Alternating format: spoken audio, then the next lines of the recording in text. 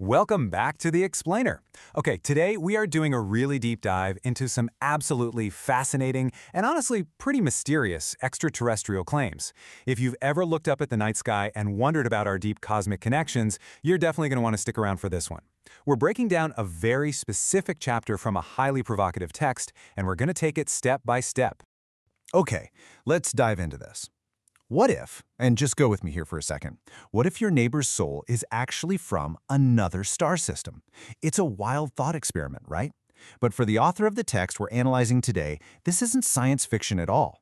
It's presented as a hidden reality playing out right here on Earth, literally right next door.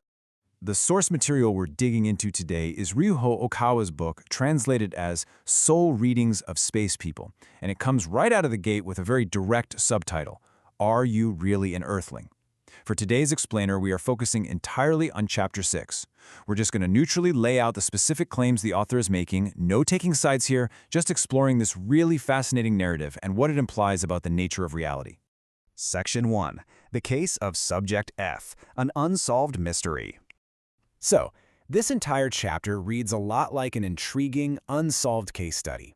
The author skips the broad, sweeping generalizations and zooms way in on just one specific person.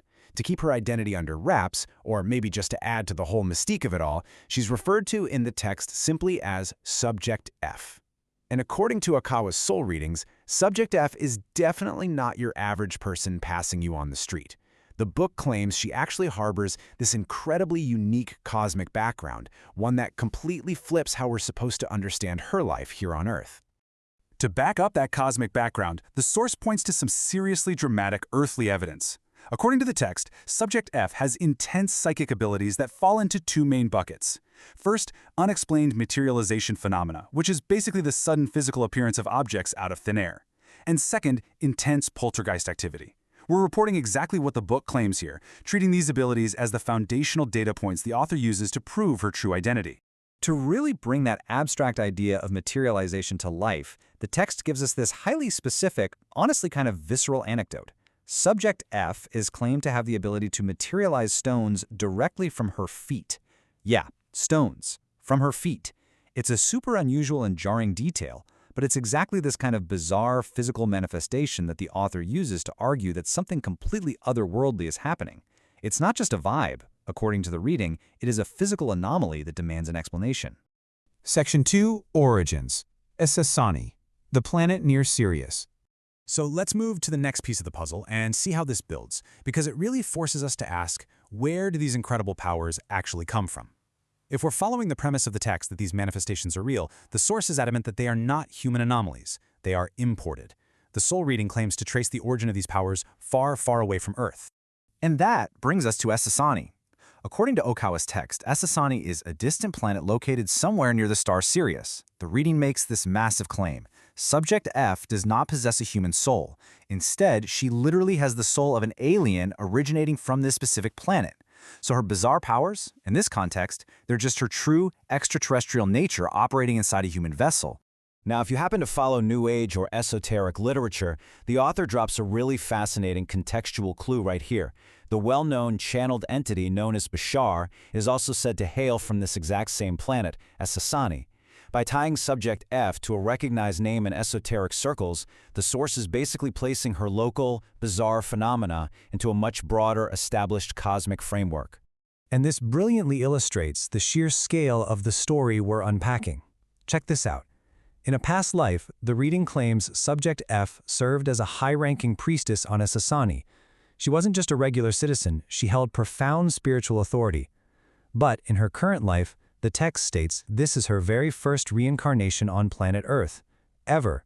So she is effectively a cosmic newcomer, a high priestess trying to navigate a completely foreign, dense, earthly environment for the very first time. Section 3, the spiritual mission, a cosmic directive. So if an alien high priestess from near Sirius is walking around on Earth, experiencing her first human incarnation and dropping stones from her feet, why? What is the actual purpose of this incredibly elaborate setup? Well, the book outlines a very deliberate sequence, a true earthly directive. Step 1, manifest undeniable psychic powers. All that poltergeist activity? not random. Step 2, use these manifestations to definitively prove the existence of the spiritual world and ultimately God. And step 3, by proving the spiritual world is real, awaken a sense of religious faith in humanity.